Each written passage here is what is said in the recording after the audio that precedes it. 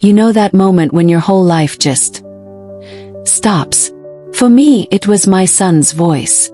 Small and hopeful and completely devastating. Can he stay forever?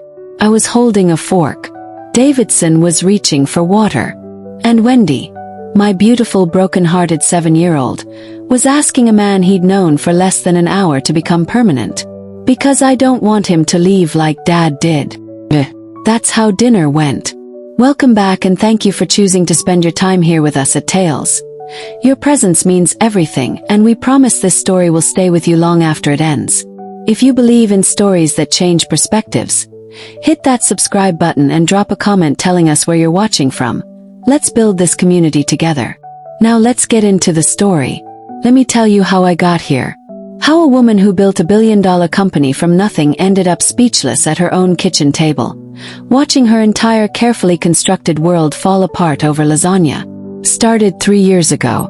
Well, technically it started 6 months ago. But to really understand it, you need to know about 3 years ago. 3 years ago, my husband told me he was leaving. Not because he didn't love me. Not because there was someone else. But because, and I'm quoting here, I feel like I'm disappearing in your shadow.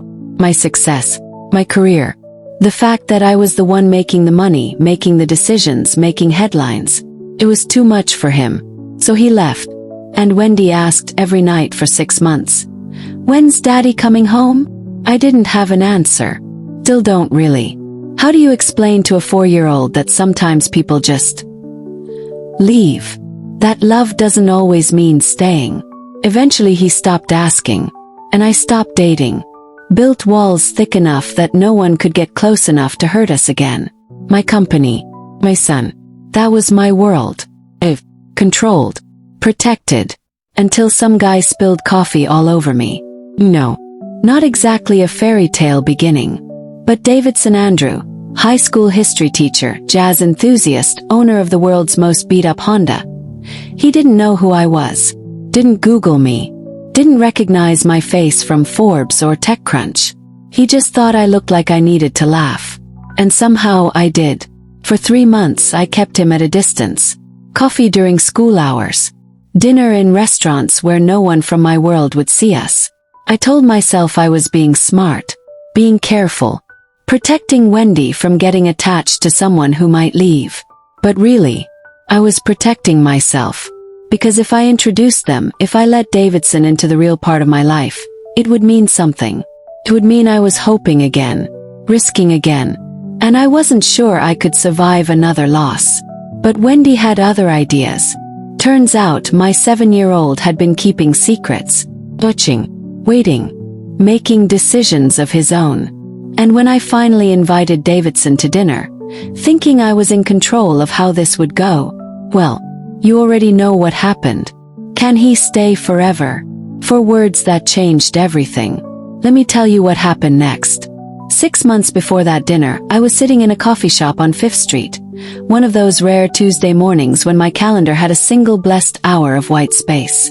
No board meetings. No investor calls. Just me, a cappuccino, and a moment to breathe. Then someone crashed into my table. Hot liquid everywhere. All over my blouse, my notebook, my carefully constructed moment of peace. Oh my God. Oh my God, I'm so sorry. The man was already grabbing napkins. His face bright red with mortification. I'm so sorry. Let me buy you another coffee or pay for dry cleaning or just let me make this right somehow. I should have been furious. Should have been calculating the cost of the ruined blouse, mentally drafting the complaint to management. Instead, I looked up at this stranger with coffee dripping down his shirt too, and I laughed. Actually laughed. For the first time in 3 years. It's fine. Really. It's just a blouse. He blinked at me like I'd spoken another language. A blouse you probably can't replace at Target. Look, can I at least buy you coffee? As an apology. And that's when it hit me. He had no idea who I was. No recognition in his eyes. No calculated approach. Just genuine embarrassment and a desire to make things right. When he smiled, this slightly crooked, self-deprecating smile, something in my chest cracked open. I should have walked away right then. should have protected us both from what was coming. But if you've ever met someone who made you forget why you built walls in the first place, you know why I stayed. You know why I gave him my number. And if you're still here with me listening to this story, maybe you understand what it means to take a risk on something that scares you. Maybe you know that sometimes the most dangerous thing we can do is hope.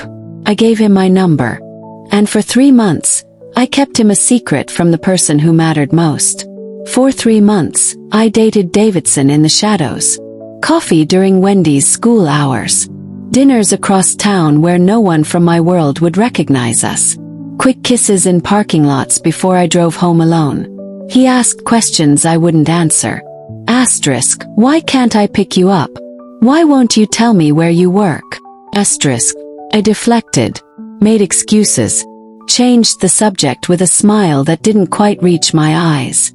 The tension grew. Davidson wanted more. Kept pulling back. I feel like you're dating me in the margins of your life, he said one night. His voice quiet but wounded. He was right. Every time he asked to see my home, every time he wanted to know more about Wendy, I changed the subject. I told myself I was being careful, being smart. But the truth, I was being a coward. Because if I let Davidson meet my son, if I let them form a bond and then he left, I'd be the one who brought that pain into Wendy's life. And I couldn't live with that. What I didn't know was that Wendy had already seen him, and my son was keeping secrets of his own. I discovered the truth on a Tuesday night. Wendy was brushing his teeth when he said it, casual as asking about breakfast. Asterisk, is the man from the coffee shop nice? Asterisk, my heart stopped. Asterisk, Wendy, how long have you known? Asterisk, a while. I saw you at the coffee place. You were laughing really loud. Asterisk, he'd seen me. Through the cafe window, laughing with a stranger. He'd noticed the cologne on my clothes when I came home, eyes brighter than they'd been in years. He'd watched his mother come alive again and stayed silent. Asterisk, why didn't you say anything? Asterisk. He looked at me in the mirror, toothbrush hanging from his mouth. Asterisk, because you looked happy. I didn't want you to stop. Asterisk. My 7-year-old had been protecting my secret. You smile different when you've seen him, Mom, Wendy said softly. Asterisk, like the sad went away for a little bit. Asterisk. I pulled him into my arms, throat tight, heart breaking and healing simultaneously. That's when I knew. I couldn't keep Davidson in the shadows anymore. It was time for the 2 most important people in my life to meet. The morning of the dinner, my hands wouldn't stop shaking. Asterisk, a friend is coming over tonight. Someone special. Asterisk, I told Wendy over breakfast. His knowing look pierced through me. Asterisk, is it the man from the coffee shop? Asterisk, he nodded. Cooked lasagna. Set the table. Changed my outfit 3 times. What if Wendy doesn't like him? What if Davidson realizes this is too much? What if this ruins everything? I stood in front of my mirror for 20 minutes, trying to calm my breathing, trying to convince myself this wasn't a mistake. And I thought about all the moments in life that change everything, the ones where you can't go back, where you can't undo what's about to happen. If you've ever stood on the edge of something terrifying and beautiful at the same time, you know what I felt.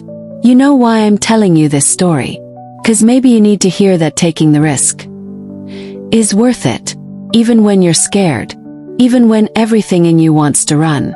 The doorbell rang at exactly 7 p.m.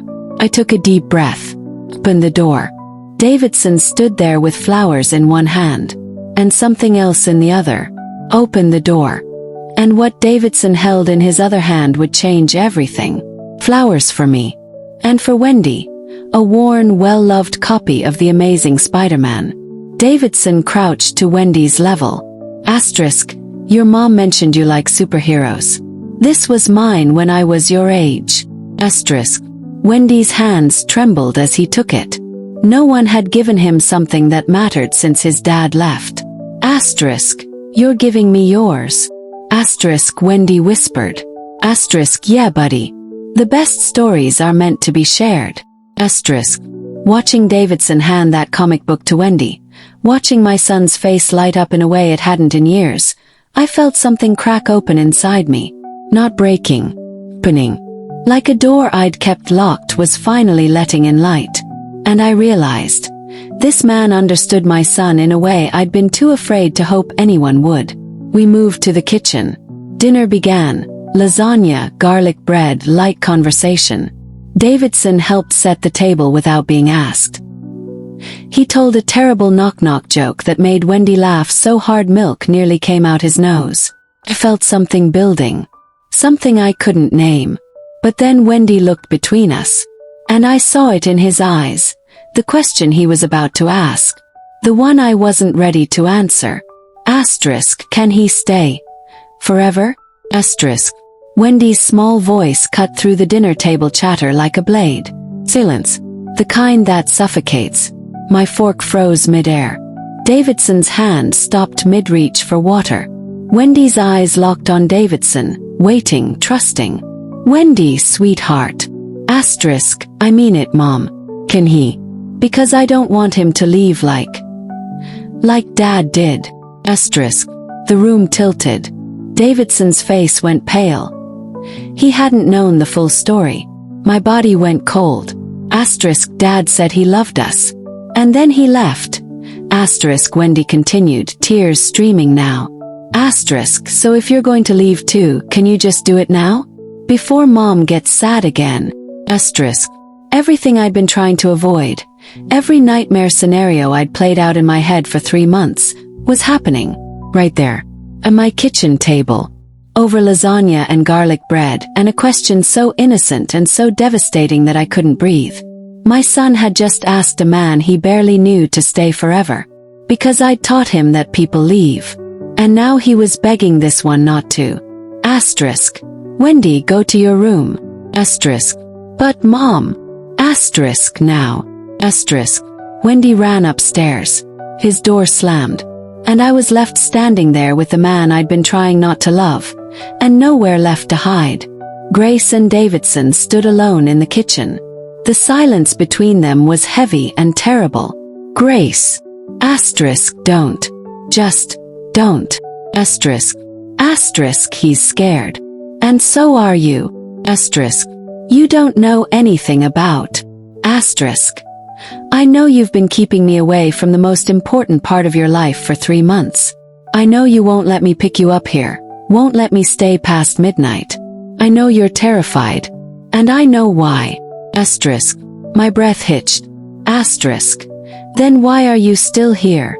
Asterisk. Davidson stepped closer. Asterisk, because I'm falling in love with you, Grace. Asterisk. My world stopped. Asterisk, and that little boy upstairs. He's already stolen my heart. So yeah, I'm scared too. Scared I'm not enough. Scared you'll never let me in. Asterisk. Asterisk. It's about Wendy. Asterisk, my voice cracked. Asterisk, if I let you in, if I let you matter, and you leave, it won't just break me. It'll break him. Again. Asterisk. Asterisk. What if I don't leave? Asterisk. Asterisk, everyone leaves. Asterisk. Asterisk, not everyone. Asterisk. He reached for my hand. I didn't pull away. I'd spent 3 years building walls. 3 years convincing myself that protecting Wendy meant keeping everyone out. And here was this man, this ordinary, extraordinary man, telling me he loved us both, telling me he wanted to stay. And I wanted to believe him so badly it hurt. If you've ever been broken and then found someone willing to hold all your sharp edges without cutting themselves, you know what that moment feels like. You know why I'm still here telling you this story. Because sometimes the bravest thing we can do is let someone in. Even when we're terrified. Even when every instinct tells us to run. And if you're still with me, still listening, maybe you need to hear that too. But upstairs someone else was listening. And Wendy was about to make a decision of his own. Upstairs, Wendy pressed his ear to his door, listening. He heard his mom crying. But he also heard Davidson, still there. Still talking. Still staying. Wendy clutched the Spider-Man comic to his chest and made a decision. Tomorrow he'd ask Davidson to teach him to throw a football. He'd tell his mom it was okay to be scared. Downstairs, Grace and Davidson stood in the kitchen, still holding hands. Asterisk, I can't promise nothing bad will ever happen. But I can promise I'm not your ex-husband. I'm here because you and Wendy are worth staying for. Asterisk. Okay, I whispered finally. Asterisk okay. Asterisk. Asterisk okay. Stay. Asterisk. The next morning, Wendy came downstairs to find Davidson making pancakes. The question in Wendy's eyes met my nod. He ran to hug Davidson. 3 years ago, my husband walked out because he felt like he was disappearing in my shadow. And I learned that love wasn't safe. That letting people in meant giving them the power to destroy you. But watching Davidson flip pancakes in my kitchen the next morning, watching my son laugh at his terrible jokes, I realized something. Love isn't about guarantees. It's about showing up, day after day. Choosing to stay even when it's hard, even when it's scary. And maybe, just maybe, I'd finally found someone who knew how to do that. Someone who looked at my success, my complicated life, my broken little family, and didn't run. Someone who saw all of it and said, I'm in. That was 6 months ago. And if you're wondering what happened next, whether Davidson really stayed, whether Wendy stopped having nightmares about people leaving, whether I finally learned to trust again, well, that's a story for another time. But I'll tell you this. Some people are worth the risk. Some people are worth breaking down your walls for. And sometimes the thing you've been most afraid of is exactly what you need.